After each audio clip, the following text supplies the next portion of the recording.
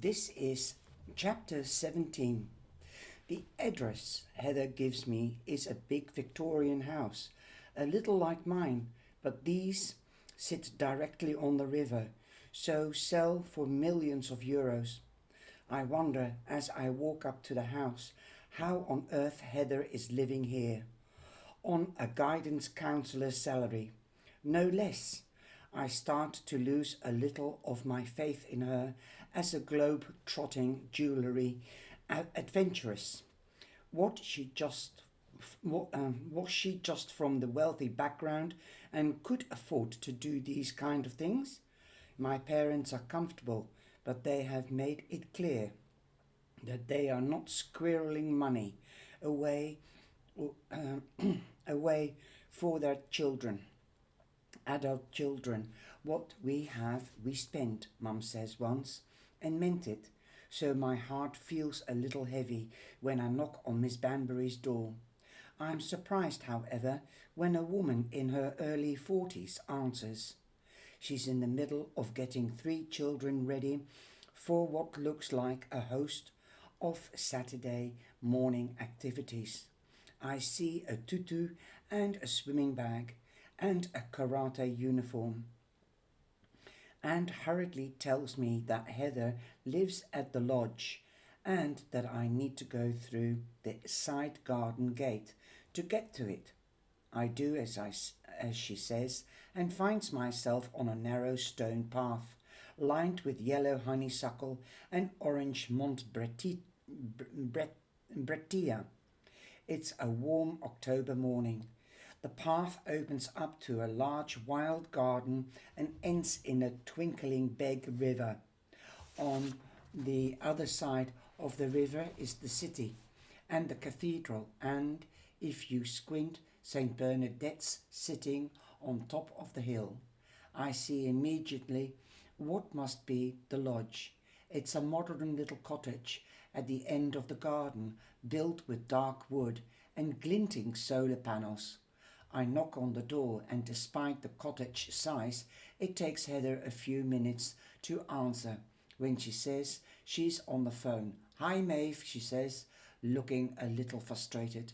Sorry, I'm on hold with a bloody broadband people. They keep transferring me around to different robots. Come in, come in. I follow her in as she continues cradling the phone to her ear. Then she spins around. Sorry, she says. The tiny the tiny hold music playing out of the speaker. Do you mind taking off your shoes? Her Highness at the big house is very strict about it. I'm wearing sandals. When I take them off, I have a weird cringing realization that I am barefooted in a teacher's house. Why are you on hold with them? Oh, there's absolutely no service down here. It's all landline.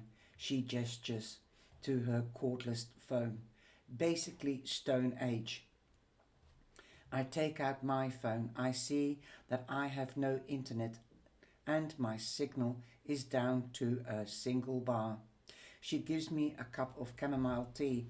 Despite her house obviously being a rental, it's most Heather Banbury space I can possibly imagine. There are shelves of books on every wall, hanging plants and mixture of art from different cultures. There's a fair amount of Indian looking stuff, but also South American.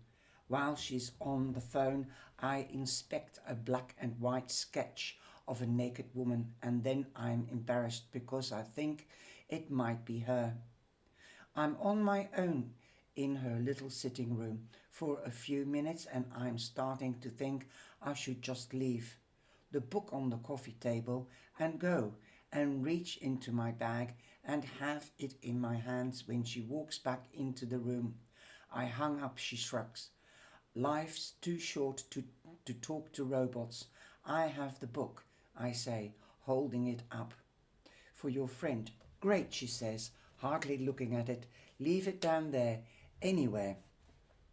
Yeah, anyway, she starts telling me about the house and the good deal she got on it, how the owners used the cottage for Airbnb over the summer and need someone to maintain it the rest of the time. And I'm actually pretty good with DIY stuff, so they are happy to have me. I only pay €500 a month. I have never had an adult talk about infrastructure of their lives with me in this way. Even my siblings, they don't talk about rent and pay rises, but never how much or why. I nod and try to think of something to say that makes me sound like a peer and not a student. It's so beautiful here. What a great deal. She nods. Of course, I need to be out of here by summer, which suits me fine. I'll be gone anyway. Where are you going? Japan. Japan? Do you speak Japanese? No, she shrugs. But my friend works at the museum in Tokyo, and they have this big exhibition next year about all Catholic priests who went over in the 50s and tried to convert everybody. They need someone who understands both Catholicism and stones to help with cattle logging. That's so cool, I say, my voice cracking around the word. For some reason, I suddenly want to cry. You have so many friends, I added uselessly. She peers at me, looking a little concerned. Why don't you come into the garden? There are two plastic deck chairs set outside with two striped nautical lounges across from them. I plop down into one, splashing my tea on me. Whoa, easy, she says. Let me get you some more. We sit and drink the tea. She asks me questions about my family, but not teachery questions like what do they do for a living. She asks me how I feel about them and who I'm closest to. She asks me about Lily. Your siblings are all so much older, she says finally. I bet Lily felt like your sister growing up. I sound like she was the only person your own age you really spent time with. Well, there are people at school. It doesn't sound like you were much interested in them. No, I suppose not. It must have been awful when she went missing. I sipped from my cup. I was. There's a silence then, and my eyes rest on the water in front of me. The sun is warm on my face, and the last remains of my push, flew push to the front of my forehead, straining. The flu push. I don't understand that. And the last remains of my flu. Aha, okay. Pushed to the forefront of my forehead. In other words, I've got a headache.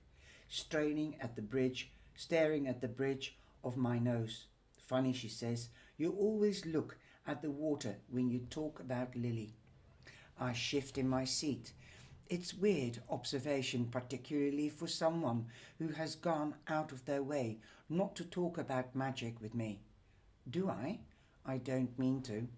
I don't want to accidentally confess that Lily and the water were once the same thing. So I close my eyes like I'm enjoying the sun. My flu is delighted at the rest, and I started to feel drowsy. I can feel my tired, sickly muscles giving in to the sun. Knots unwinding as I sit in the lounger. My body still feels cramped and sullen, angry at me for being sick, sloppy after being in bed for 3 days. You are not so happy at school, are you, Maeve? I open my eyes. Not especially, no. I fix my eyes on her. I mean, are you?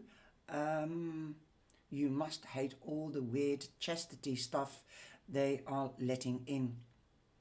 She grimaces. I know I didn't realize it would be like that when I got the job. What's it all about? I push. From what I can make out, they got a big cash injection from the government this year, like a grant, but the conditions of the grant are that they have to do this new horrible program. Why? Her eyes rest on me. You know why. The children. They have they have the government connections. The government has contracts with lots of independent groups, particularly in education. The children are just one of those contracts. I look at her. Agog. That's not right. That's awful. Believe me, people are writing letters about it, including me. I pause. It's that all you're doing?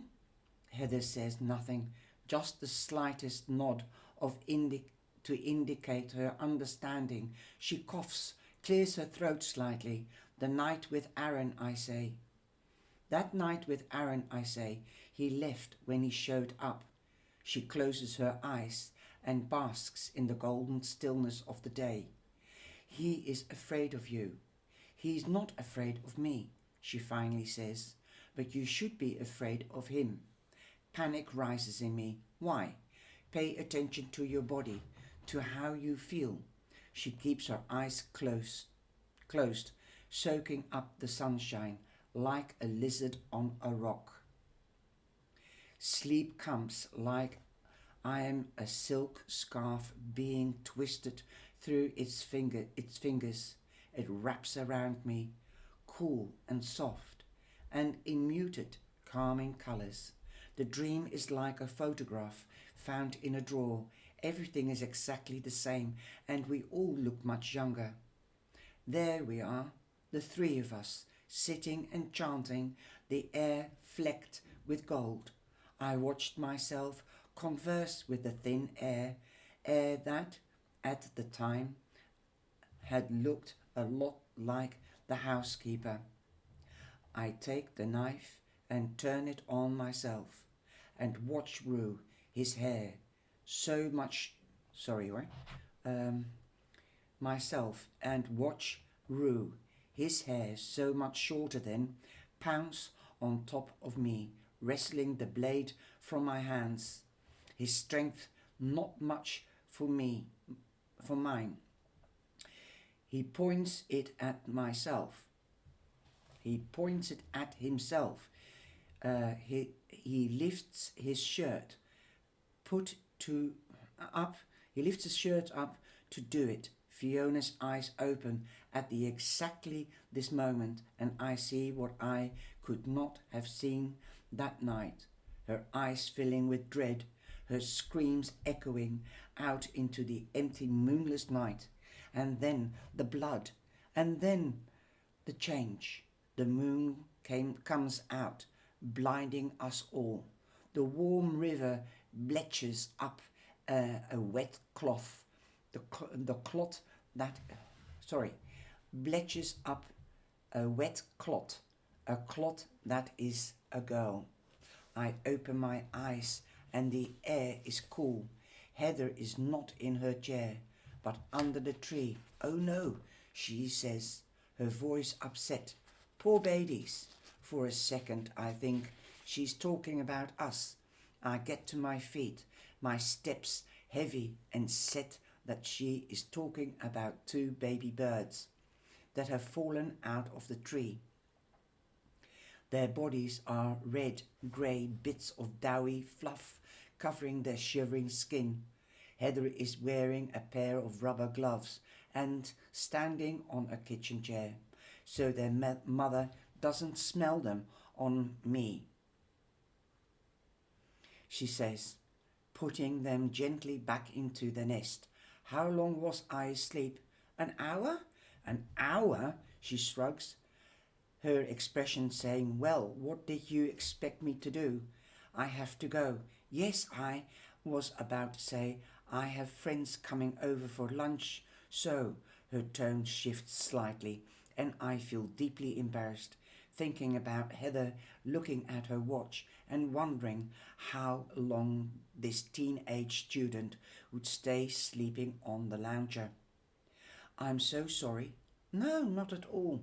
She smiles. It's just a work dinner thing. Priests in Japan. Right, I agree. Priests in Japan. She cocks her head and seems to consider me in a new light. She know you know I could always ask if they will let me have an assistant. How would you feel about Tokyo for the summer? I laugh, but then her expression stays steady.